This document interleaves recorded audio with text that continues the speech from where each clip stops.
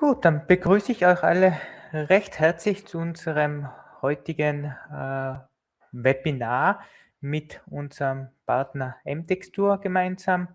Ähm, Wir werden euch, also einerseits von M-Textur wird heute deren Plattform zeigen, wie man sozusagen Visualisierungsmaterialien bzw. Materialien mit Informationen auch nutzen kann. Und von unserer Seite werde ich euch nachher zeigen, wie man diese Plattform auch direkt in EliteCAD nutzen kann und dann auch ein bisschen auf das Thema der Visualisierung mit EliteCAD eingehen.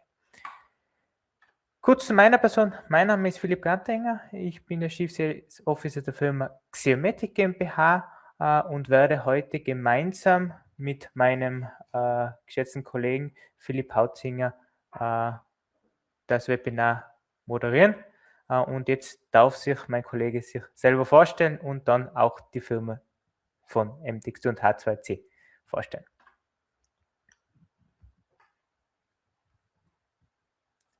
Philipp, das Mikrofon bitte noch einschalten. Entschuldigung. So, also guten Tag miteinander. Freut mich, dass Sie die Zeit gefunden haben, heute teilzunehmen. Mein Name ist eben Philipp Hautzinger. Ich bin einer der beiden Gründer von M-Textur, verantwortlich alles, was Technik ist und Digitalisierung. Und ja, von Haus aus bin ich Architekt, aber kümmere mich jetzt mittlerweile hauptsächlich nur noch um M-Textur. Ja, so viel zu meiner Person.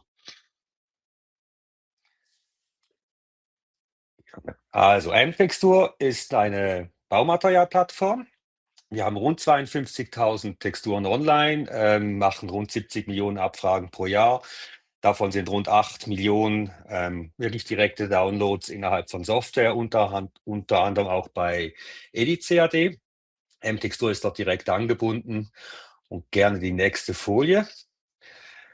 Was wir machen, das kleine Schema da rechts, man sieht es, wir bekommen von den Herstellern, von diversen Herstellern, hauptsächlich aus dem Dachraum, Baumaterialien, digitalisieren die, erstellen daraus CAD- und BIM-Texturen und dann verteilt M-Textur die Plattform das entweder via API-Schnittstelle wie bei EdiCAD direkt in die CAD-Software und dann wird sie dort von euch weiterverarbeitet. Oder sie geht auch direkt übers Web in die einzelnen Planungs- und Konstruktionstools oder Prozesse hinein. Und unser Kernthema ist Baumaterialien, also keine Objekte. Und genutzt werden wir hauptsächlich für Planung, Präsentation und schlussendlich dann auch für die Ausführung. Das komme ich nachher dann direkt noch drauf zum Thema BIM. Und ja, das machen wir möglichst einfach, damit die Baumaterialhersteller einfach BIM-ready sind. Gerne nächste.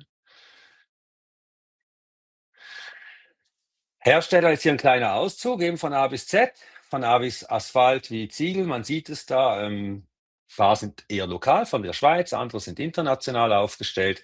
Das ist ein Ausschnitt. Im Moment sind etwas 50, 60 namhafte Hersteller auf M-Textur vertreten. Ja.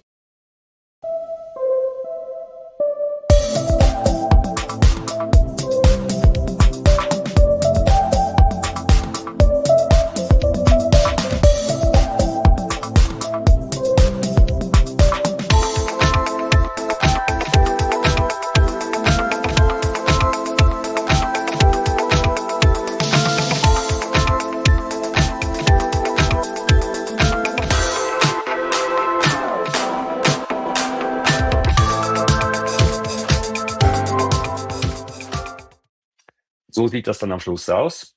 Und gerne, jetzt bist du eine Folie zurück, Philipp, eine wieder nach vorne. Ja, Dankeschön. Dann übernehme ich wieder das Wort und stelle kurz mal unsere Firma, unser Produkt vor. Vorab will ich noch kurz eine Information geben. Sollten im Laufe des Webinars noch Fragen auftreten, bitte einfach sehr gerne den Chatverlauf nutzen. Wir haben noch am Ende des Webinars noch die Möglichkeit, eure offenen Fragen auch gemeinsam zu besprechen. Und dann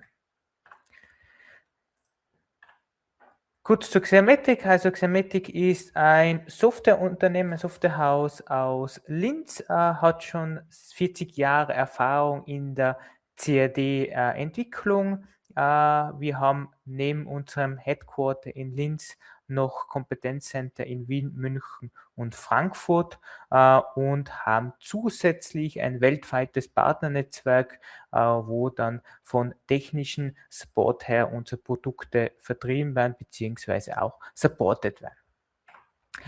Unsere Produkte, also auf der einen Seite, was wir heute uns im Speziellen anschauen, ist EliteCAD Architecture, ein Programm für den Architekturbereich. Einen zweiten Schwerpunkt, ein zweites Bein haben wir im Bereich der Mechanik, des Anlagenbaus mit EliteCAD Mechanics. Und wenn man die 3D-Modelle, EliteCAD-Modelle, IFC-Modelle nachher auch ansehen will, also nicht modellieren, nicht bearbeiten will, gibt es auch noch den EliteCAD Viewer bzw. Viewer Pro, der im Endeffekt gegenüber dem kostenfreien Viewer noch den Vorteil hat, dass man hier Informationen herausmessen kann bzw. auch Informationen noch dokumentieren kann. Ja, hier ein paar Referenzen. Wir haben von Ein-Mann-Unternehmen bis hin zu großen Konzerne, die mit EliteCAD arbeiten, sehr stark im Dachraum fokussiert, das heißt Deutschland, Österreich und der Schweiz, von klassischen Architekturbüros über Innenarchitekturbüros bis hin zu Modulbaufirmen, Anlagen- und Maschinenbauunternehmen und hier auch zum Beispiel mit der Firma Doppelmayr einer unserer größten Kunden, die im Bereich der Seilbahnplanung unterwegs ist. Ein paar Beispielprojekte, wie im Endeffekt auch unsere Kunden ihre Projekte planen, nicht nur im klassischen rechteckigen Elementbau, sondern auch, wenn es um konische Elemente geht, kann man sich hier auch flexibel und frei bewegen mit EliteCAD. Hier ein Kunde aus Deutschland, die Firma Michelmann. Weiters auch im Bereich des Modulbaus mit Alhu, im Bereich Gewerbebau, Bürobauten mit der Firma Karstadt, auch Schweizer Kunden, die im klassischen Kleinfamiliensektor bis hin zum großen Wohnbau, Gewerbebau, Bürobau hin ihre Projekte mit EliteCAD auch planen. Auch Kunden, die neben Wohn- und Gewerbebau auch in der Hotellerie unterwegs sind, auch dort vom Neubau über Sanierungen bis hin Umbauten mit EliteCAD umsetzen. Und wie ich schon davor angedeutet habe, wir haben nicht nur Kunden im Architekturbereich, sondern wir haben auch Kunden im Innenarchitekturbereich und da gibt es beispielsweise zwei oberösterreichische Firmen mit der Firma Ofora und Wögerer. Die Firma Ofora eher im Büro bzw. Veranstaltungsbereich, die Firma Wögerer im Gastronomiebereich, die im Endeffekt die komplette Innenarchitekturplanung mit unserem Produkt auch abdecken und auch gleichzeitig auch die Visualisierung da durchführen, dass man auch heute nachher sieht, wie das funktionieren kann. Und ein Beispiel noch von der Firma Doppelmayr, die im Endeffekt die Seilbahnplanung für die Seilbahnen auf der ganzen Welt mit EliteCAD umsetzen. Ja, was ist unsere Philosophie? Unsere Philosophie ist im Endeffekt von 2D und 3D und Visualisierung alles am besten in einem Schritt durchzuführen. Das heißt, man modelliert im 3D, bekommt gleichzeitig die normkonformen 2D-Darstellungen, gleichzeitig auch das Thema der Visualisierung inbegriffen. Das heißt, man muss nicht 3 Schritte machen, macht einen Schritt und hat am Ende des Tages neben dem 3D-Modell auch die 2D-Pläne und auch das komplett visualisierte Projekt zur Verfügung und kann das nachher für Präsentationszwecke mittels Controller, VR-Brillen, Videogenerierung, Bildgenerierung auch nutzen. Welchen Bereichen sind wir mit EliteCAD Architecture, nicht nur im Neubausektor, sondern auch im Bestandssektor können unsere Kunden die Projekte planen, Punktwolkenverarbeitung, intelligente Umbauplanung, Geländemodellierung bis hin zur Innenarchitektur, Freiformmodellierung und auch das Thema der Visualisierung, wo es hier um auch Atmosphäre zu schaffen, um ein Modell auch zu präsentieren. Diese Möglichkeiten stehen sozusagen den Kunden, unseren Kunden, euch als Kunden natürlich auch zur Verfügung. Wichtig, wie man hier auch bei diesem Webinar sieht, für uns immer das Thema Schnittstellenpartner, mit dem wir gemeinsam zusammenarbeiten, ob das im Bereich Kosten ist, ob es im Bereich jetzt zum Beispiel auch Visualisierung, wie wir heute dieses Webinar gemeinsam mit MTextur machen. Wir können nicht alles selber entwickeln, wir können nicht selber alles machen, dafür sucht man sich Partner, dafür sucht man Partner und Produkte, die ihr als Anwender auch nutzen könnt. Und da haben wir verschiedene Möglichkeiten, wo wir auch in regelmäßigen Abständen immer wieder Kooperationen machen. Natürlich auch Bibliotheken-Kollaborationen, bis hin auch natürlich das Schnittstellenmanagement ist für uns ganz wichtig, da wir auch das Modell auf BIM-Basis auch natürlich an Projektpartner weitergeben müssen oder auch ihr an Projektpartner weitergeben müsst und somit haben wir hier auch die Möglichkeiten, diese gemeinsame Zusammenarbeit auch im Vordergrund zu stellen.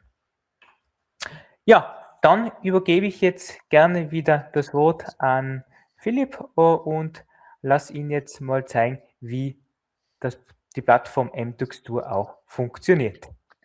Vielen Dank, Philipp. Ja. Also wie eingangs schon erwähnt, wir sind ein Baumaterial-Hub. Bei uns kommt man vorbei auf www.mtextur.com.ch.de/EU und sucht sich sein Baumaterial, und wie das funktioniert, das zeige ich jetzt in den folgenden paar Minuten. Gerne die nächste Folie.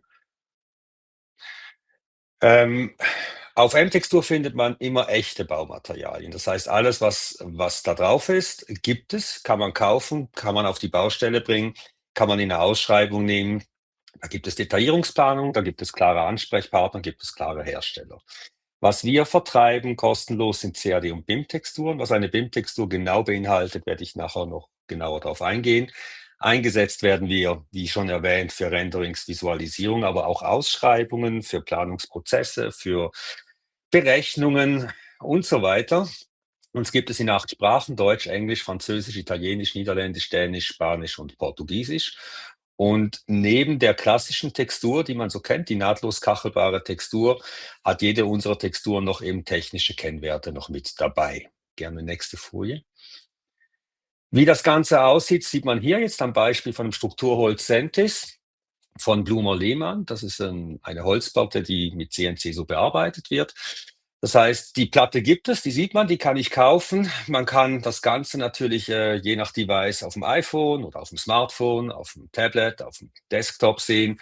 Und jedes der Texturen, der CAD und BIM-Texturen, die wir haben, hat auch automatisch sein eigenes Datenblatt. Die sind strukturiert, die sind klar aufgebaut, mit auf Seite 1, wie man da sieht, quasi das Bild, der QR-Code, die Beschreibung, die Hauptadressen, wie komme ich zum Hersteller, und dann auf Seite 2, 3 noch weitere spezifische Angaben zum Material selber. Gerne weiter. So sieht das aus, wenn man auf mtextur.com geht. Eine einfache Website. Was man da sieht, ist oben durch hat man die 5 Suchfelder, die Filter, das ist eine Matrix. Das heißt, ich kann zusammen kombinieren und kann sagen, ich brauche ein Material wie Holz und das soll Eiche sein, aber gleichzeitig soll es auch braun sein und es soll vom Hersteller sowieso kommen.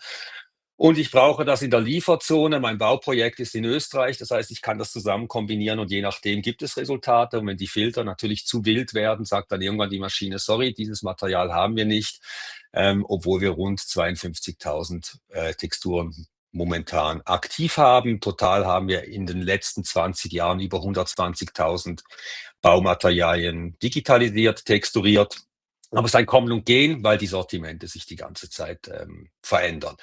Natürlich kann man auch die Sprache einstellen, oben rechts. Man kann suchen nach der sogenannten MTextur-ID oder Schlagwortsuche. Was man da sieht, rechts auf der Eingangsseite, das sind jeweils 12 random. Das heißt dann keine gekauften Kacheln, sondern die Maschine sagt, okay, ich zeige dir was mal aus dem beigen Bereich oder aus dem roten Bereich. Viele Materialien oder Produktlinien haben noch Referenzobjekte dabei, damit man sehen kann, okay, wo wurde das angewendet, wie sieht das aus, und dann gibt es noch einen kleinen News-Bereich. Gerne nächste. Wenn ich dann quasi was suche, also jetzt in diesem Fall wäre das sehr wahrscheinlich ein Parkett in Eiche, Dann sieht das so aus, dann zeigt die Maschine rechts, da wo die kleinen Kacheln sind, was wir alles drauf haben, Parkett Eiche. Ich kann dann einstellen und kann sagen, ich möchte das mit einer Lichtreflexion, ich bin jetzt auf dem linken Bereich oben, Licht einschalten. Ich kann es mir als Platte anschauen, wo ich ran und wegzoomen kann. Ich kann es als Cube anschauen, wo ich dann die Nahtlosigkeit über Eck mir vorstellen kann. Es gibt auch die M-Textur Lounge, die zeige ich jetzt in diesem Webinar nicht. Lohnt sich aber mal auszuprobieren. Das ist eine 3D-Szene, wo ich das Ganze mal anwenden kann, verschiedene Materialien mischen kann. Und dafür brauche ich keine Render-Engine, sondern kann es direkt bei mir im Browser mal schnell testen.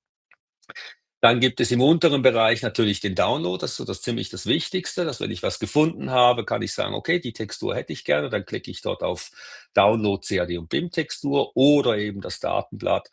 Und ganz unten durch die Tabelle, die man da angeschnitten sieht, das sind dann die Materialinfos, wo dann eben steht, wer ist der Hersteller, wie heißt die Produktlinie, wie heißt der Materialname oder eben auch die M-Textur-ID.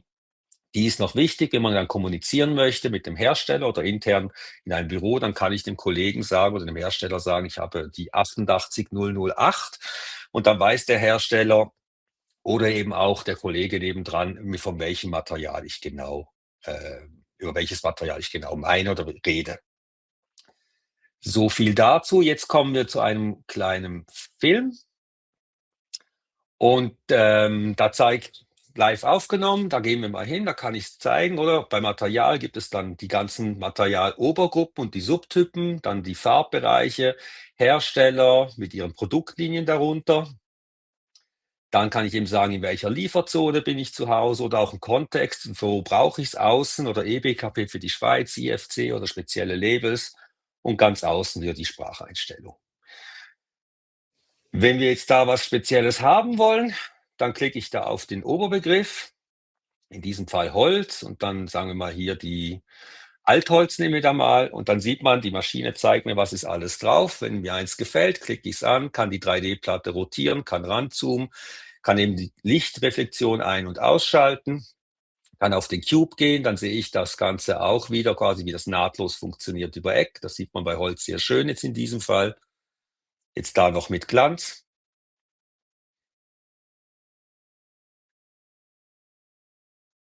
Oder ohne. Und wenn ich auf das M-Textur-Logo klicke, das ist wie ein Refresh, dann starten wir wieder von vorne. Jetzt hier in diesem Fall nehmen wir was von Hartelholz, eine Fassade. Und unten sieht man eben die Lieferzone jetzt in diesem Fall oder auch die M-Textur-ID, wie das Ganze heißt. Wenn ich auf das Herstellerlogo klicken würde, dann landen wir direkt beim Hersteller selber auf seiner Webseite. Hier ist etwas von Swisspearl, ein Photovoltaikmodul für die Fassade. Und da sieht man auch wieder da unten quasi die ganzen Angaben, die wir hinterlegt haben. Je nach Software, die eine Software kann dieses auswerten, die andere Software kann das auswerten. Da wird euch sicherlich Philipp noch mehr dazu sagen können, was EDCAD genau übernimmt von den Werten und welche Werte vielleicht dann selber übernommen werden müssen. Das Datenblatt, wie eingangs erwähnt, jetzt in diesem Fall von Prefa, ich glaube, das ist ein Fassadenschindel aus Metall. Seite 1, 2 und dann Seite 3 technische Kennwerte und dann geht das PDF weiter, dann kommt es auf Englisch, Französisch, Italienisch und so weiter. Das heißt, in einem PDF habe ich alles zusammen. Und wenn ich auf CAD BIM-Textur downloade, dann kommt das direkt als ZIP-Ordner in meinem Download-Bereich rein. Oben rechts jetzt angeschnitten.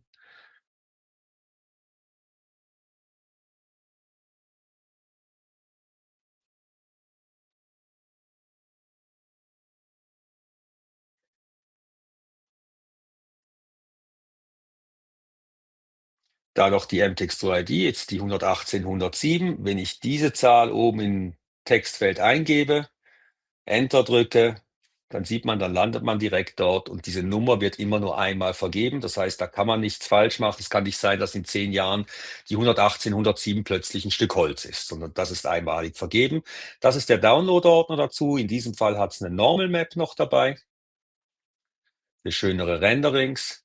Wir bieten alles immer mit 2 Auflösungen an. Also die Originalauflösung, die ist irgendwo zwischen 2 und 4K und dann noch eine kleinere, die MET, das ist eine 1K-Textur. und dort drinnen hat es dann je nachdem natürlich immer die nahtlose Texturen, manchmal hat es Normal Maps, Bump Maps, Transparency Maps. Das ist immer ein bisschen abhängig quasi vom Material selber. So sieht das aus. Das ist M-Textur, also sehr einfach. Suchmatrix, sagen, was man will. Die Maschine zeigt einem, was wir auf der Plattform drauf haben. Draufklicken, anschauen, downloaden, nutzen und weiterarbeiten in seinem CAD-System. So viel zu M-Textur. Jetzt haben wir ein neues Produkt seit Anfangsjahr, das nennt sich MyTextur. Und MyTextur ist viel individueller. Das sieht man jetzt auch schon im Hintergrund da. Ich nehme es vorweg, der Film war ursprünglich 30 Minuten, ist zu lang. Das heißt, es gibt Stellen, die laufen sehr schnell durch mit 500% Geschwindigkeit. Es hat auch ein Tutorial unten durch auf MyTextur selber. Ihr findet das, wenn ihr auf M-Textur draufgeht, auch oben rechts gibt es den Begriff MyTextur, draufklicken und dann ist man da direkt drauf. Gerne nächste Folie. Und MyTextur macht Folgendes. Da definieren wir selber als M-Textur keine Texturen, sondern was wir da anbieten ist, dass ihr selber ein Foto habt von einem Material, das ihr irgendwo gefunden habt oder was ihr halt nicht auf der Plattform drauf habt. Das könnt ihr per Drag and Drop auf MyTextur draufziehen. Bis zu 4 Materialien, das sieht man da unten durch beim Reiter. Dann sucht ihr euch selber quasi ein Pattern aus, oder die einen nennen es Pattern, die anderen nennen es Raster, die nächsten nennen es Verlegemuster, wie auch immer. Die sieht man da quasi in dieser Slot-Maschine rechts. Wir haben 220 Stück momentan drauf. Und dann könnt ihr selber aus eurem Fotobereich, also Regions aussuchen, und das wird dann automatisch zu einer CAD-Textur zusammengebaut, und zwar nahtlos kachelbar. Was gleichzeitig entsteht, sind neben 2K und 4K-Texturen, das sucht man eingangs aus. Auch da mein Tipp, startet mit einer 2K-Textur. Wenn ihr starke Rechner habt mit viel RAM, könnt ihr auch mit 4K-Texturen arbeiten. Das ist immer ein bisschen maschinenabhängig, was bei euch kann, weil die ganze MyTextur-Geschichte läuft lokal auf eurem Rechner. Das heißt, wir selber als M-Textur sehen nicht, was ihr da macht, was ihr da generiert. Also wir haben da null Einblick, sondern das ist wie eine kleine Applikation, die ihr über euren Webbrowser laufen lässt, und wir haben null Einblick und ihr macht damit, was ihr wollt. Automatisch wird neben der nahtlosen Textur auch die PBR-Maps werden hergestellt, also sprich Normal Height Map, je nachdem auch Transparency Maps. Ihr kriegt automatisch das DXF, das SVG, eine CSV-Tabelle. Und auch das ist wieder in 8 Sprachen und auch das ist wieder kostenlos nutzbar. Gerne das nächste. Wir haben über 220 Patterns momentan online. Man kann 4 Materialien pro Pattern oder eben pro Textur quasi zuordnen, wie man es jetzt da gerade sieht bei diesem Parkett. Das sind 4 verschiedene Hölzer. Ich kann die managen, die Pattern, also auch sagen, das sieht man da unten beim Pattern Manager, das blau, rot, grün, gelbe Muster da. Das heißt, da kann ich zuordnen, welches Holz in diesem Fall wo angewendet wird oder wo auch nicht. Ich kann das auch mischen, kann auch sagen, das erste Holz, das kommt im roten und im gelben Bereich vor. Das heißt, das kann ich managen und kann dadurch aus einem Pattern sehr viele verschiedene Texturen generieren. Zudem kann ich Oberflächen und Lasuren dazufügen. Also ich kann sagen, das Ganze soll orange lasiert sein. Das ist vielleicht für Holzfassaden oder für Metalle ganz interessant, dass man sagen kann, okay, ich habe zwar ein rotes Metallfoto genommen, aber möchte das Ganze jetzt zum Beispiel mit einer roten Lasur oder einem roten Lack haben, kann ich das alles rechts in diesem Bereich dort einstellen. Ich kann die Kante bestimmen, ich kann die Art der Überlappung bestimmen, also es ist eine scharfe Kante, eine runde Kante. Ich kann die Fugenbreite, die Fugentiefe, die Fugenfüllung bestimmen, also sagen, die Fuge ist 10 mm, die hat eine Tiefe von 5 mm und ist gefüllt mit einem weißen Mörtel oder ist mit Silikon gefüllt und das Silikon hat die und die Farbe. Und obendrein könnt ihr auch automatisch noch Gravuren und Schatten dazufügen, damit das Ganze etwas plastischer wird. Wir haben es mal grob durchgerechnet, ohne die Farben. Mit der jetzigen Konfiguration könnt ihr rund 10 hoch 35 verschiedene Texturen herstellen, also mehr als genug. Ich denke, das ist eine sehr große Freiheit, die wir damit geben. Gerne next. Und so sieht das aus. So kommt man da rein. Das heißt, entweder wenn man nicht selber ein Bild hat, kann man aus bestehenden Materialien was aussuchen, wie man da sieht. Jetzt nehmen wir da vielleicht mal irgendeine Eiche. Dann ist eine Region vorgeschlagen. Ich kann die jetzt einfach hinziehen und suche mir jetzt da drin eine Region aus, wo ich sage, aus dem soll er mir bitte dann meine Textur bauen. Jetzt machen wir es ein bisschen schneller noch für das zweite Material, auch wieder ein paar Regionen. Und die Regionen dürfen sich auch überlappen, die dürfen kreuz und quer sein, das ist völlig egal. Und aus diesen Regionen werden dann die einzelnen Zellen vom Pattern dann gefüllt. Dann suche ich mir ein Pattern aus und kann auch da wieder sagen, okay, ich brauche was für den Boden und es soll historisch sein. Und dann sehe ich da vielleicht ein Verlegemuster, wo ich sage, das sieht toll aus. Und dann klicke ich auf CAD-Textur generieren und dann wird das gerechnet. Im Hintergrund sieht man das Pattern, vorne durch das. Das geht jetzt alles relativ schnell, weil ich muss euch viel zeigen können in den paar Minuten. Und so sieht man auch, jetzt kann ich da ganz schnell quasi sagen, okay, zeig's mir mal so mit den Materialien. Oder eben auch, was ich eingangs gesagt hatte, mach mir eine andere Fugenfarbe, mach mir eine feinere Fuge, weniger tief, ist ja am Parkett, rechne mir das Ganze und schon kriege ich einen ganz neuen Charakter. Kann mir das auch wieder 3D angucken als Würfel, um zu überprüfen, wie wirkt das quasi, wie wirkt die Nahtlosigkeit. Das ist der Pattern Manager, wo ich jetzt wieder zuordnen kann und sagen kann, Material 1 bitte in Rot und Gelb und das andere nur in dieser Zone. Dann wieder aktualisieren und jetzt sieht man auch gleich, das gibt wieder einen ganz anderen Ausdruck von meinem Material. Da sieht man auch quasi, dass ich da eben jederzeit wieder eingreifen kann. Das Auge unten bei den Reitern, das ist wie bei Photoshop, da kann ich das Material sichtbar oder nicht sichtbar machen.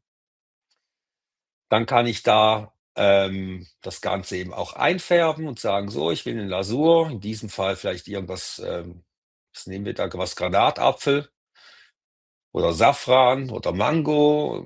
Ganz viele Farben gibt es dann, die Deckkraft einschalten. Wichtig, das Auge muss eingeschalten sein und jetzt wurde das Ganze lasiert oder mit einem anderen Farbton lasieren oder das Auge wieder ausschalten und dann ist das weg. Jetzt hier ein Beispiel mit Metall. Neben den klassischen Patterns können wir auch Lochbleche herstellen in dem Sinn oder gelöcherte Materialien. Die kann ich alle durchindividualisieren, das sieht man da rechts, dass ich sagen kann, okay, das Loch hat die Breite und hat die Länge und das Pattern hat den Abstand und das Delta ist so groß und dann wird das Ganze so gerechnet und jetzt kriege ich da automatisch eine nahtlos kachelbare CAD-Textur, die aber auch gleichzeitig die Transparency Map dabei hat. Dann kann ich das zum Beispiel für ein Geländer oder für eine Fassade direkt so nutzen und kann es mir wieder als Kugel angucken in verschiedenen Lichtsituationen, Tag, Nacht. Da haben wir Simulationen eingebaut, wie sieht das Material im Tagesverlauf aus. Dann haben wir weitere Patterns, sogenannte Profile. Ihr könnt Wellprofile könnt ihr damit machen, ihr könnt Dreiecksprofile, ihr könnt Trapezprofile, ihr könnt Rippenprofile damit herstellen und auch die wieder alle komplett durchindividualisierbar. Dann bei den gegebenen Materialien, die da mal vordefiniert sind, könnt ihr nach Farben aussuchen, könnt sagen, okay, ich will zwar Holz, aber ich brauche das nur aus dem Beige-Bereich. Und ihr seht auch gleich, wenn ich da die anderen dazu tue, die anderen Farben, dann wird oben durch das automatisch erweitert und wird euch gezeigt, okay, mit der Farbeinstellung kriegt ihr Materialien aus diesen Bereichen. Und dann ist es immer wieder dasselbe, man sucht sich was aus, wenn man nicht selber ein Bild hat, nimmt die Regions. Jetzt machen wir da mal einen Mix von verschiedenen Materialien.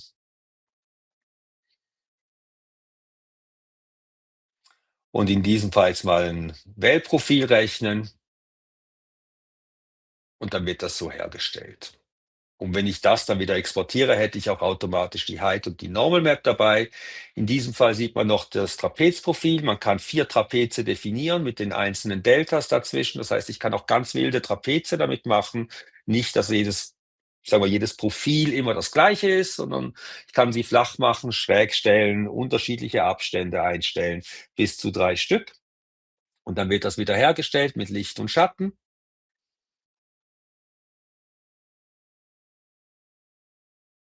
Oder auch zum Beispiel ein Bodenbelag für draußen, das ist ein klassischer römischer Verband. Das ist jetzt ein Stein, wo wir da drin haben. Und wichtig, vielleicht oben durch die 3 Switches dort, die 3 Schalter, wenn ihr die ein- oder ausschaltet, MyTextur versucht euch immer das Optimum an eine 2K oder 4K-Textur zu generieren. Ihr könnt das aber auch ausschalten und sagen, nee, die Ratio ist mir egal, das Fit ist mir egal, Original ist mir egal. Und dann könnt ihr eigene Breiten und Höhen eingeben und die Textur auch komplett verzerren. Und jetzt in diesem Fall haben wir es noch gefüllt, die Fuge, eine 20er Fugenbreite und haben sie noch gefüllt zuerst jetzt mal mit Kies oder können auch eine Grünfuge reintun und können sagen, es ist mir noch zu flach. tue mir da mehr Schatten rein, dann klicke ich auf die Sonne unten. Jetzt sieht man, jetzt kriegt das Ganze ein bisschen mehr, wie soll ich sagen, mehr Profil. Was auch geht, ist, ihr könnt euch natürlich auch einfach ein Material von M-Textur holen. In diesem Fall nehmen wir mal einen Klinker, einen roten Klinker. Und das ist zwar schön, was ich da habe, aber ich brauche ein anderes Verlegemuster. Dann downloade ich das, ziehe das da rein, suche mir jetzt da die Regionen aus. Wir können bis zu 24 Regionen bearbeiten, damit die Repetition nicht zu eng ist. Das wird jetzt da gemacht. 24 Stück werden da ausgesucht. Dann jetzt hier eine Viertelverlegung. Und dann habe ich das auch schon. Ich könnte jetzt auch verschiedene mixen. Ich könnte sagen, Material 1 ist ein roter Ziegel, Material 2 ist ein beiger Ziegel, dann wieder mit Pattern Manager, dann könnte ich Streifenmuster herstellen und. Das heißt, das hört nicht auf. Und dann könnt ihr auch da jetzt auch wieder sagen, selbstverständlich, okay, meine Fuge ist 10 mm, aber der Mörtel dazwischen, der ist weiß und jetzt brauche ich den noch ein bisschen mehr, soll ich sagen, ein bisschen mehr Tiefe drin. Dann stelle ich dort auf dieses Gravieren-Zeichen. Das sieht man auch gleich. Das geht jetzt leider sehr schnell. Zack, das war's schon. Selber ausprobieren. Aber es kriegt dann wieder mehr Tiefe. Und das ist die Deckleistenschalung, im Moment ziemlicher Trend, zumindest hier in der Region. Auch da kann ich wieder eigene einstellen. Wenn ich dann fertig bin, gehe ich ja zum Checkout, nennen wir das. Dann müsst ihr einen Namen eingeben. Ihr könnt einen Kommentar eingeben, muss man nicht. Dann könnt ihr unten durchaus suchen, welche Daten ihr überhaupt haben wollt. 2 sind immer fix dabei, die Textur und das CSV. Im CSV in der Tabelle ist beschrieben, was ihr da gemacht habt. Dann müsst ihr bestätigen, dass das Bild, das ihr genutzt habt, ihr auch die Rechte habt. Download klicken und dann sieht man, was man da bekommt. Ich bekomme eine Albedo, ich bekomme das CSV, ich bekomme Vektordaten, ich bekomme das DXF-Verlegemuster und hier noch als letztes eines unserer Lieblingsmuster. Und das ist MyTextur. Das heißt, ihr könnt da drinnen ziemlich alles herstellen, was ihr wollt. Und wenn euch was fehlt, irgendein Verlegemuster, dann müsst ihr es uns einfach mailen. Wichtig auch noch, MyTextur rechnet das immer quasi maßstäblich. Das heißt, wenn ihr etwas eingegeben habt, wie der Backstein ist 40 cm auf 20 cm und nachher sind es 100 mal 100 Stück, dann ist die Textur auch automatisch so berechnet, wird dann auf 2K und 4K optimiert und Edit CAD nimmt die dann auch maßstäblich rein. Das heißt, das CAD kann dann am Schluss aus der Textur herauslesen, aha, du hast so und so viel Quadratmeter von diesem Material genutzt. So viel zu MyTextur und dann übergebe ich das Wort wieder gerne zu Philipp. Dankeschön. Dann sage ich auch danke, Philipp, für die Vorstellung. Und jetzt schauen wir uns das an, wie im Endeffekt das Thema Visualisierung beziehungsweise auch dieses Thema der M-Textur-Plattform mit dem Plugin direkt in EliteCAD auch funktioniert. Ja, wir werden uns heute an einem kleinen Beispielprojekt anschauen. Dieses Projekt gibt es in der Wirklichkeit und haben dieses Projekt auch als Bestand nachmodelliert. So sieht es grundsätzlich jetzt in EliteCAD aus und natürlich ist immer so, man hat vielleicht am Anfang des Projektes so einen Zustand und muss jetzt natürlich dieses Projekt entweder beimodellieren oder nachdem ich mein 3D-Modell modelliert habe, beziehungsweise auch wenn ich ein IFC-Modell bekomme, die Informationen mit Visualisierungsmaterialien belegen. Und das will ich jetzt ein bisschen zeigen. Es gibt im Endeffekt bei EliteCAD eine große Plattform von Visualisierungsmaterialien, die wir standardmäßig mit ausliefern. Sollten diese Anzahl der Materialien oder sollten bestimmte Materialien nicht vorhanden sein, dafür gibt es noch auch eine Plattform wie M-Textur, wo man die Daten nachher, und das sieht man noch in einem späteren Zeitpunkt, direkt rein importiert und auch nutzen kann. Aber wenn man mal so ein Projekt hat und man hier im Endeffekt seine Datenbank oder seine Materialdatenbank aufbaut, kann man einfach hier mit Drag and Drop die Flächen mit Visualisierungsmaterialien belegen, kann somit auch Atmosphäre in den Raum schaffen, kann auch einen realistischen Effekt auch schaffen mit Ziehen, Drag and Drop und das Material weiterhin heben und mit vielleicht auf der Leertaste zu bleiben, kann ich mehrere Objekte, mehrere Flächen auch gleichzeitig mit Materialien, Visualisierungsmaterialien belegen. Ich kann jede beliebige Information auch über die Suchenfunktion ganz schnell finden. Also man braucht hier nur ein paar Schlagwörter reinschreiben in die Suchfunktion und man kommt genau dorthin, wenn es ein Material auch gibt. Man sieht hier auch, wenn man die Suchfunktion wieder löscht, dann ist im Endeffekt die Information auch wieder entfernt und man kommt im Endeffekt wieder zum Ursprungszustand zurück.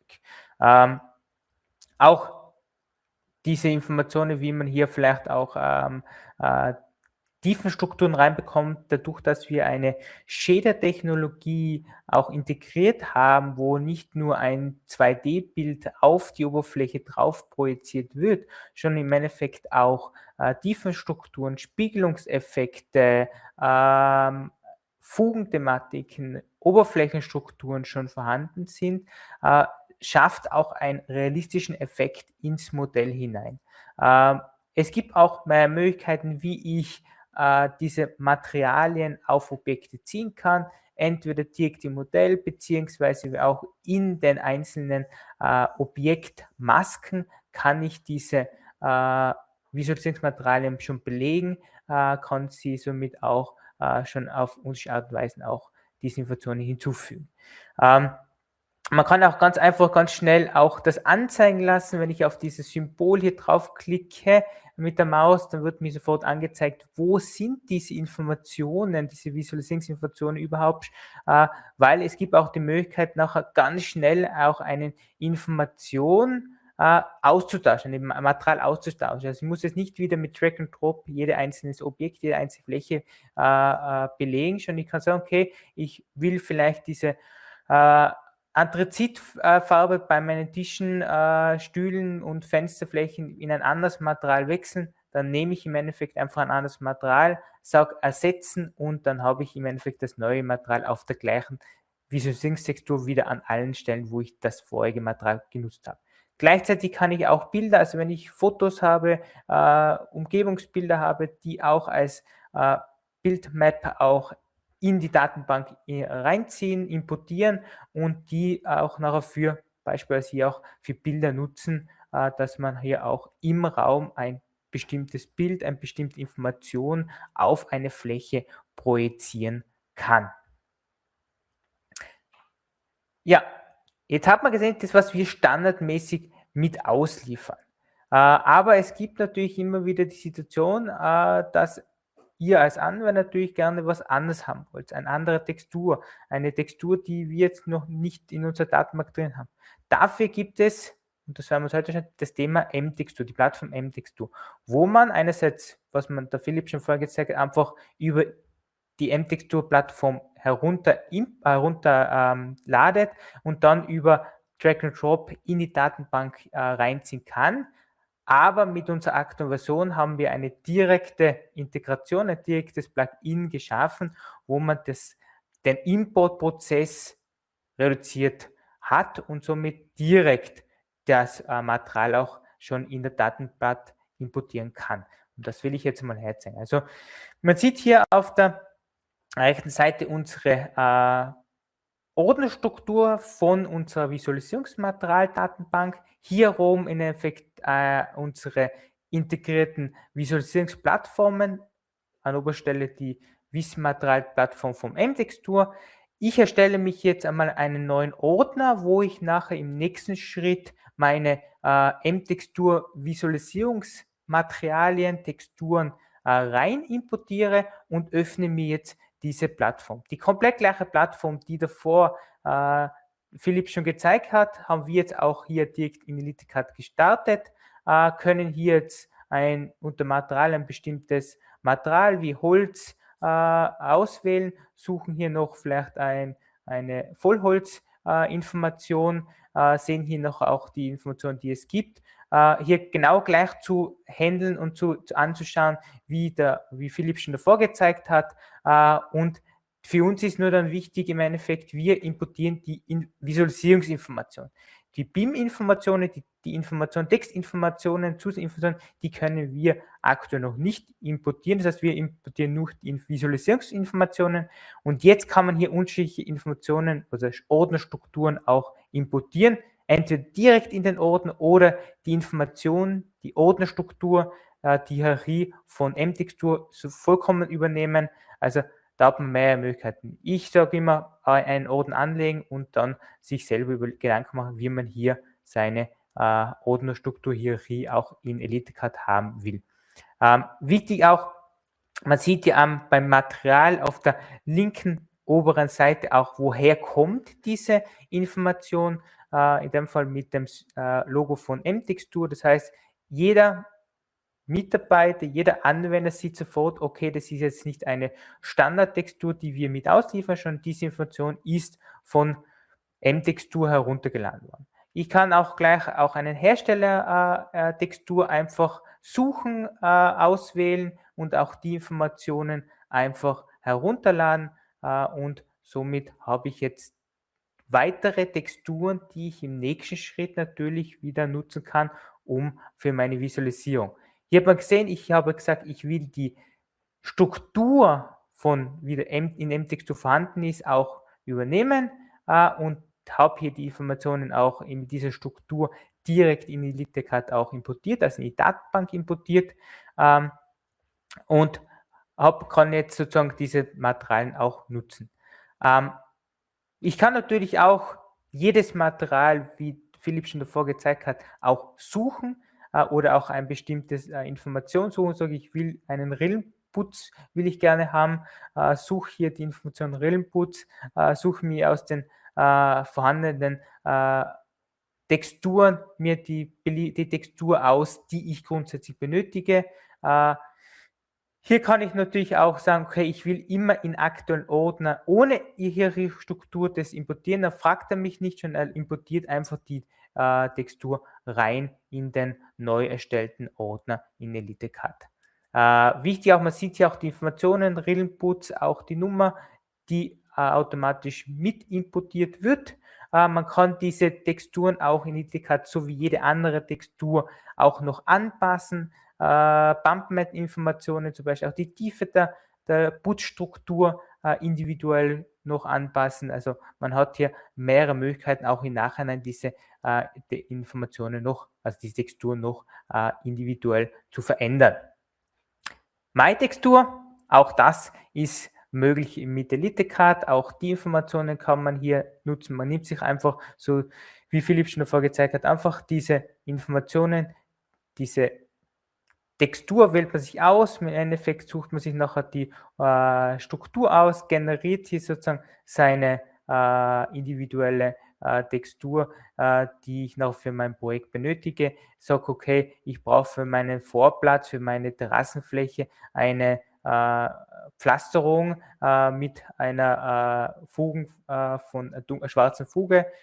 Sobald ich die angepasst habe und für mich passt, dann brauche ich hier nur noch einen Namen vergeben, kann hier auch noch einen Kommentar vergeben und dann sage ich grundsätzlich einfach nur noch was bestätigen noch und dann lade ich oder downloade ich im Endeffekt diese neu erstellte, meine individuelle Textur in meine Datenbank hinein und habe auch die Information jetzt für meine Visualisierung in EliteCAD zur Verfügung. Wenn ich sage, okay, ja, jetzt zoome ich einmal zu dem Bereich hinzu, wo ich im Endeffekt das haben will. Man sieht hier auch die Symbolik. Aktuell sind diese Informationen, diese Visionsmaterialien nur temporär vorhanden. Sobald ich die Information auf eine Fläche, auf ein Objekt draufgezogen habe, bekommt es eine andere Symbolik. Das heißt, in dieser Zeichnung ist vorhanden. Das heißt, wenn ich diese Zeichnung an einen anderen Mitarbeiter, an einen Kunden weitergebe, dann hat auch der die Informationen sofort in seiner Datenbank vorhanden. Wenn ich die Information in die Datenbank abspeichere, habe ich die auch für alle zukünftigen Projekte zur Verfügung. Wenn ich es nicht in die Datenbank abspeichere und ich schließe EliteCAD und ich habe es nicht in der Zeichnung, ich habe es nicht in die Datenbank abgespeichert, dann geht im Endeffekt die Information wieder verloren. Wenn ich sie in der Zeichnung drin habe, müsste ich die Zeichnung wieder öffnen und dann in die Datenbank abspeichern. Also alle Materialien, die ich wirklich regelmäßig für meine Projekte auch benötige, die würde ich immer in Datenbank speichern, dann habe ich es auch für alle meine zukünftigen Projekte vorhanden. Also so kann ich im Endeffekt ganz individuell auch meine eigenen oder auch herstellerspezifische Texturen für meine Projektvisualisierung auch heranziehen und kann so auch realistisch sozusagen das Projekt auch aufbereiten, damit ich das meinen Kunden auch präsentieren kann. Ich will noch ein bisschen weiter in dieses Thema, wie schaffe ich Atmosphäre? Also man hat das gesehen, mit Visualisierungsmaterialien, mit Texturen arbeiten, aber man will natürlich auch mit Licht spielen. Und ich habe gesagt, man kann in EliteCAD nicht nur 3D modellieren, sondern auch die komplette Visualisierung vornehmen. Und mit Licht schaffe ich im Endeffekt Atmosphäre im Raum und schaffe im Endeffekt man sieht die Oberflächenstruktur, man schafft Spiegelungseffekte, man schafft auch einen offenen Blick nach außen. Und wenn ich so mal mein Projekt anschaue, ohne Lichtinformation schaut einfach der Raum sehr dunkel aus. Und jetzt habe ich die Möglichkeit natürlich individuell Lichtinformationen, also Strahler, Lichtquellen zu meinen Objekten, also Leuchtobjekten hinzusetzen, beziehungsweise einfach nur in den Raum zu platzieren, damit ich im Endeffekt keinen dunklen Raum schaffe. Hier sieht man aktuell natürlich, ich habe eine neue Lichtquelle erstellt, die liegt natürlich jetzt noch in meinem Boden, deswegen habe ich hier auch noch keine Lichtinformationen in meinem Raum sichtbar. Sobald ich die an die richtige Stelle platziere, und dann kann ich hier auch mit meinen Händler und Gripper beziehungsweise auf der rechten Seite in dieser Lichtmaske auch mit den Werten auch meine Lichtquelle so anpassen, dass sie für mich nachher grundsätzlich auch passt. Ich kann die Öffnungswinkel anpassen, ich kann Stärke, ich kann Schattenwurf, Reichweite von meiner Lichtquelle, alle Informationen kann ich anpassen. Wenn ich die Lichtquelle mal platziert habe, kann ich die auch im Nachhinein natürlich, ohne dass ich in diese 4 Fenster an sich gehe, wo ich sozusagen die Positionierung vornehme, auch noch individuell gestalten, steuern und kann auch mit dieser Lichtinformation auch eine Sonnenstandsanimation auch vornehmen. Das heißt, ich kann auch die Sonne und die Lichter so einstellen, dass ich sage, okay, ich will über einen Tag, über ein Jahr im Endeffekt sagen, okay, wann brauche ich ein Licht? Die Sonne geht unter, im gleichen Schritt sage ich, okay, die Lichtquelle im Raum X schaltet sich ein um 21 Uhr, geht bis 23 Uhr, schaltet sich dann wieder automatisch aus. Also all diese Informationen kann ich individuell gestalten. Ich kann den Lichtquellen auch Farbinformationen auch schaffen. Das heißt, auch wenn ich im Eventbereich unterwegs bin, kann ich auch in meinen Räumen sozusagen auch diese Farbthematik wie in Discos oder in Veranstaltungsräumlichkeiten auch hinzufügen. Wenn ich sage, ich will die Lichtquelle, also diese Farbe nicht mehr haben, schalte ich einfach diese Farbthematik wieder aus. Und somit schaffe ich, gerade wenn ich das Modell für die Präsentation nutzen will, Atmosphäre, und es schaut einfach gegenüber von meinen Kunden oder euren Kunden einfach optisch besser aus, wenn man hier mit diesen Informationen auch arbeitet. Ja, und das ist natürlich Thema, ich will ja gerne das Modell ja auch präsentieren. Und wieso mache ich denn diese Visualisierung? Ich kann mit einer Controller, ich kann mit einer VR-Brille durch das Modell gehen. Und was ich noch zusätzlich machen kann, ich kann mit meinen Kunden auch das Modell auch noch adaptieren, verändern, Oberflächen verändern, Einrichtungsgegenstände auch tauschen. So wie es vielleicht auch mein Kunde im Endeffekt auch gerne hätte, so kann ich es ihm auch in der Präsentation noch verändern. Und dazu starte ich im Endeffekt entweder einfach meinen BS-Controller oder auch eine VR-Brille hänge ich einfach dazu und bewege mich jetzt durch mein Objekt. Das heißt im Endeffekt, ich spaziere einfach durch das Objekt hindurch, schaue mir diese Räumlichkeiten an, kann hier natürlich auch noch Informationen wie welchen Eingabegerät würde ich gerne arbeiten. Jetzt habe ich natürlich mit der Maus und Tastatur gestartet. Jetzt endlich auf den Controller, den ich verbunden habe und marschiere jetzt mit meinem Controller durch mein Gebäudemodell hindurch. Man sieht hier auch, man kann hier, wenn man jetzt mal gleich im nächsten Schritt auch sieht, einfach einmal eine Oberfläche, das heißt wie eine Bodenfläche oder eine Wandfläche, einfach nur draufklicken, hat hier eine Auswahl, die grundsätzlich auch im gleichen Ordner in meiner Visualisierungsmaterial-Datenbank vorhanden ist und kann zwischen diesen einzelnen Materialoberflächen auch wechseln. Und das Gleiche kann ich auch mit Einrichtungsgegenstände, Bibliotheksteile, alles, was in einer Ordnerstruktur drinnen ist, kann ich auch in einem Präsentationsmodus auch jederzeit wechseln. Also wenn man sagt, okay, man hat bestimmte Auswahlmöglichkeiten, dann sollte man das auch nutzen. Und man ist jetzt wirklich live in Modell. Das heißt, man kann hier auch zwischen Solid, Visualisierungsmodus, Drahtmodell und sogar die 2D-Pläne mir einschalten und kann mir sozusagen hier Informationen, auch wie Gravitation oder auch Kollisionseffekte sind entweder eingeschaltet bzw. ausgeschaltet. Das kann ich auch ein- und ausschalten und sagen, okay, ich will gern nur durch Türen oder Fenster gehen oder ich will auch durch Wände gehen, beziehungsweise wenn ich nach draußen gehe, um vielleicht auch Videos zu generieren, auch Bilder von oben zu erstellen, muss ich halt die Gravitation ausblenden, damit ich auch über mein Gebäude fliegen kann. Sobald ich die Gravitation wieder einschalte, falle ich auf die nächste Oberfläche, die nicht erkannt wird. Und somit habe ich die Möglichkeit, wirklich einfach ganz individuell für Kunden bzw. für eigene Mitarbeiter Präsentationen aufzubereiten und muss jetzt nicht unbedingt Videos, Bilder erzeugen, Präsentationen daraus erzeugen, sondern das kann ich live in EliteCAD auch nutzen. Wenn ich natürlich einen Schritt weitergehe und natürlich das Modell kann ich jetzt vielleicht nicht immer an den Kunden weitergeben, aber ich würde gern ein bisschen dem Kunden eine Atmosphäre zur Verfügung stellen, dann kann ich im Endeffekt einerseits mit 360 Panoramabilder arbeiten.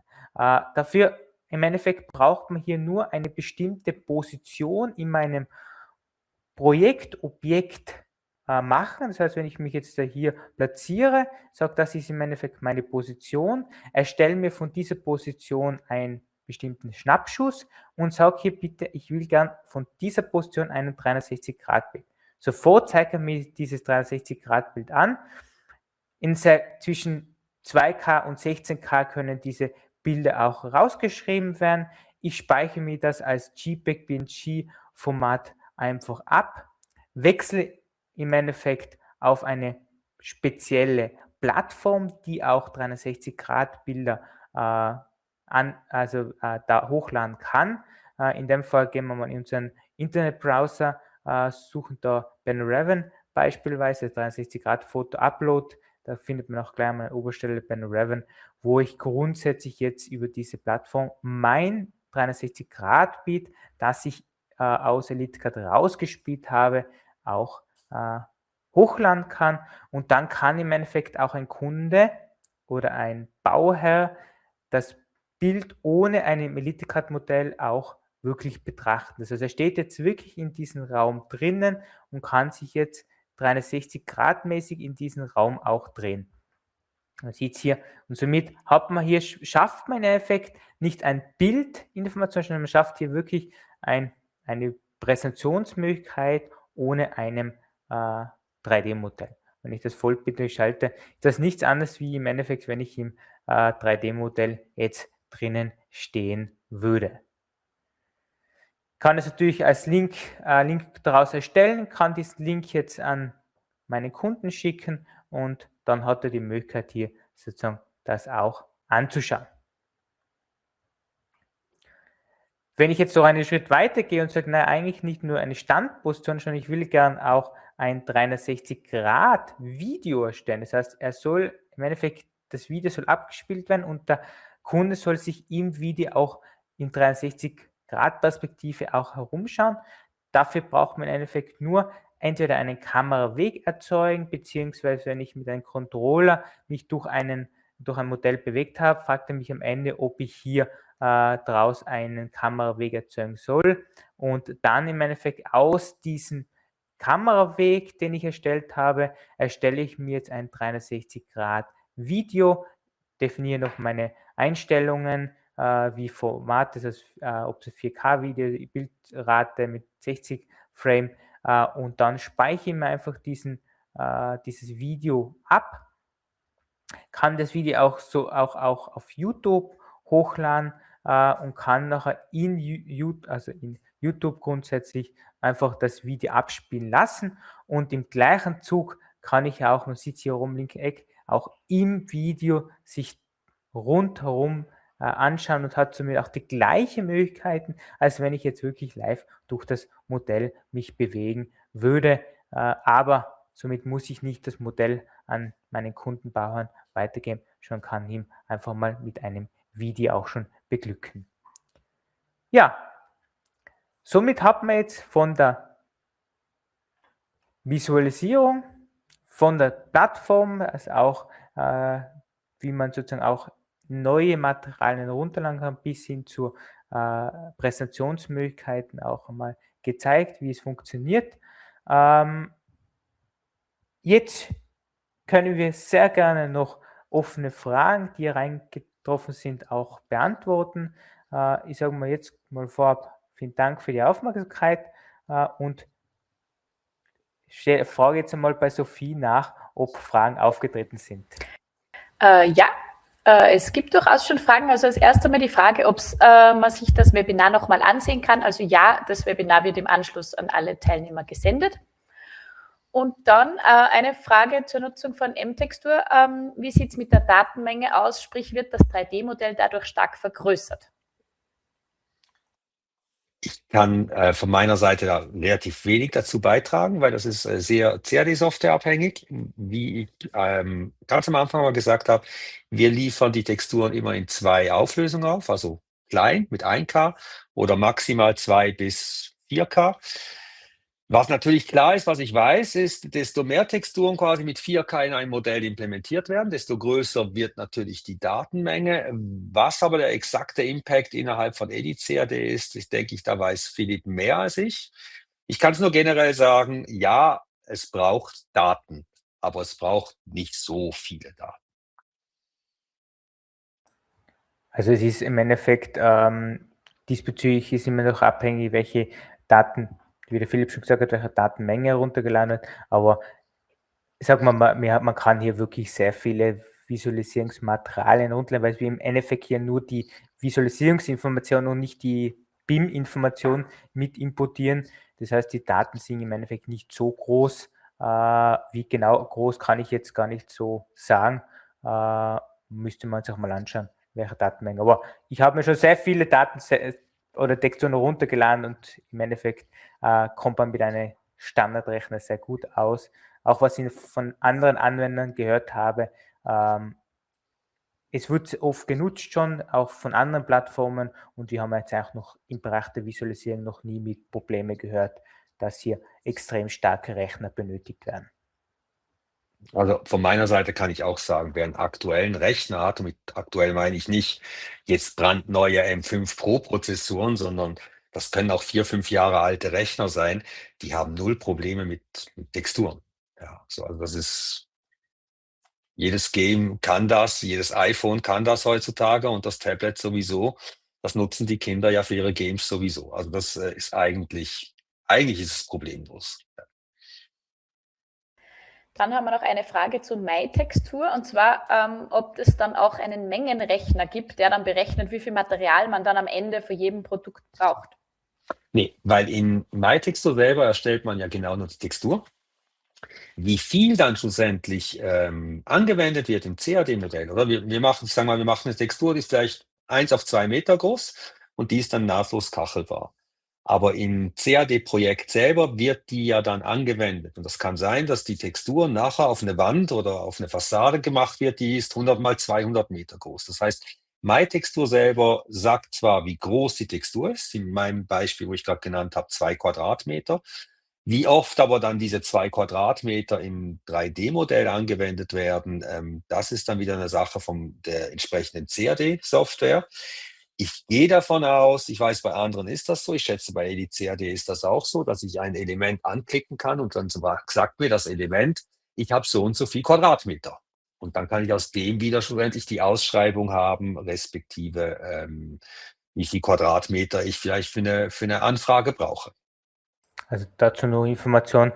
Also im Endeffekt wird hier auf EliteCAD-Seite ja nur die Visualisierungsinformation reingeholt. Die Auswertungsinformationen bekommt jeder Anwender über unsere klassische Auswertung. Das heißt, ich bekomme im Endeffekt die Information, wenn ich eine Ziegelwand habe, dass ich im Endeffekt wie viel Quadratmeter Ziegel ich habe.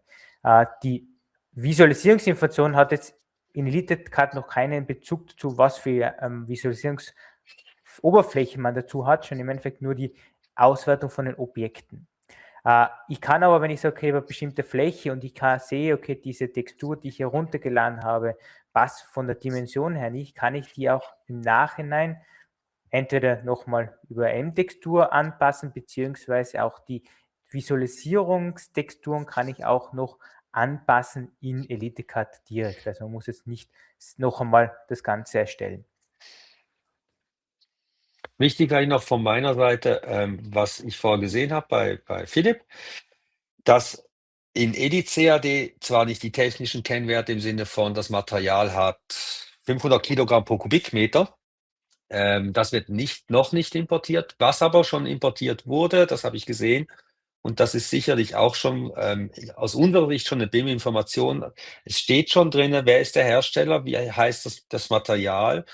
Die M-Textur-ID ist dabei. Das heißt, gewisse Informationen werden jetzt bereits transportiert, sodass man dadurch sehr wahrscheinlich eben auch schon weiß, okay, ich habe die Wand jetzt im Beispiel davor mit einem Strohputz und der heißt so und so. Habe ich mal belegt, visualisiert, meiner Bauherrschaft gezeigt und die Bauherrschaft hat gesagt, jawohl, das ist genau meine Lieblingsfarbe, so hätten wir es dann gerne. So. Das gewisse Informationen nehmt ihr schon mit. Genau, richtig. Also für die Textinformationen nehmen wir natürlich schon mit, damit auch dann, wenn er sieht, was für ein Material wurde genutzt oder welches Material wurde runtergeladen. Ist auch so mal von unserer Seite auch, soll ich auch mitteilen, im Endeffekt wird es dauerhaft dieses Plugin, diese Plattform auch bei uns weiterentwickelt, dass man mehr Informationen übernehmen kann. Also da wird sich auch in den nächsten Wochen und Monaten auch noch viele weitere Möglichkeiten ergeben, die nachher von den EliteCAD-Anwendern auch genutzt werden kann. Weil die Weiterentwicklung passiert ja auch auf M-Textur-Seite, also auch dort hat sich in den letzten vielen Wochen viel getan und dadurch ziehen wir die Versionen auch weiter, damit auch unsere Anwender das nutzen können. Und was ich auch von unserer Seite sagen kann, die Plattform M-Textur kann das, also wir können rund 30 Kennwerte transportieren oder mitgeben. Das ist aber nicht gesagt, dass jeder Hersteller da mitmacht. Ja, also schlussendlich steht und fällt es halt auch mit dem Hersteller, was liefert er uns und was liefert er uns nicht. Und dann natürlich auch mit der Anwendung. Bei gewissen Anwendungen macht es vielleicht gar keinen Sinn, dass ich weiß, wie schwer das Material ist oder welche Brandkennziffer es hat. Und bei anderen macht es halt Sinn. Das heißt, das ist sehr unterschiedlich. Wir haben Materialien, die sind sehr informiert, hochinformiert. Und es gibt andere, die haben im Grunde genommen neben der Information, wie heiße ich als Material, wer ist der Hersteller, wie heißt die Produktlinie, zu welcher Materialgruppe gehöre ich und vielleicht noch Farbzugehörigkeit. Aber dann ist auch schon Schluss. Ja, dann mehr wurde dann gar nicht geliefert in dem Sinne. Okay. Eine Frage haben wir noch, und zwar werden beim Lochblech, also in MyTextur, wie wir gesehen haben, werden beim Lochblech zum Beispiel angezeigt, welche Produkte dann ab Lager lieferbar sind und welche dann Spezialanfertigungen sind. Rein theoretisch könnten wir das machen, aber da müssten wir einen Hersteller anbinden, der uns, sagen wir, sein Lager nennt. Ja, das heißt momentan nicht. Ja, momentan ist das, ich kann als User eingeben, was ich will. Und entweder ich telefoniere im Vorfeld mit dem Hersteller und sage, was hast denn du an Lager? Und kann es dann so eingeben, kann sagen, okay, der hat, ich sage jetzt mal, eine Rundlochung mit 9 Millimeter und der Abstand ist so und so groß und der hat das in diesen und diesen Metallsorten. Wenn ich das so eingebe, kriege ich natürlich das, was er an Lager hat. Aber ich kann natürlich auch was eingeben, wo ich sage, ja, ist halt eine Sonderanfertigung und bleibt halt eine Sonderanfertigung. Das heißt, wir könnten es abbilden, tun es aber momentan nicht, sind aber in Gesprächen mit diversen Herstellern, dass wir ganz spezifische Raster anbieten werden mit ganz spezifischen Materialien, dass man dann wirklich sagen kann, okay, ich kriege genau das, was der Hersteller auch an Lager hat. Aber so weit sind wir noch nicht, weil MyTextur gibt es, wie gesagt, seit Januar 2026 und Testphase ist durch und jetzt sind wir mit den Herstellern am Reden. So. Das war dann auch schon die letzte Frage aus dem Chat. Super. Ja gut, dann sollten jetzt noch im Nachhinein noch Fragen auftreten, bitte sehr gerne einfach mit unserem Partner, mit Philipp oder mit MTextur oder H2C in Kontakt treten, die Fragen dort auch direkt hinstellen. Es gleich auch sollten auf Elitecard-Seiten Fragen auftreten, bitte einfach gerne auch an uns herantreten, auch die und jederzeit natürlich auch im Nachhinein noch beantwortet werden. Ich sage mal jetzt mal recht herzlichen Dank an Philipp für die gemeinsame Moderation dieses Webinars. Ich glaube, wir konnten einen guten Einblick gemeinsam geben, wie man das Thema Visualisierung mit MTextur und Elitecard gemeinsam auch abdecken kann und wünsche somit allen Besuchern, Teilnehmern einen schönen Tag noch. Und Philipp, wenn du noch was sagen willst, sehr gerne.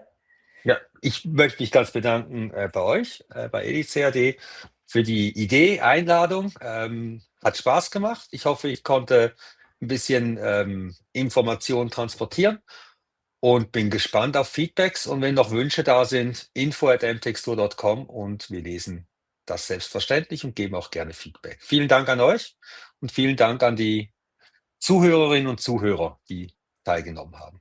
Dankeschön.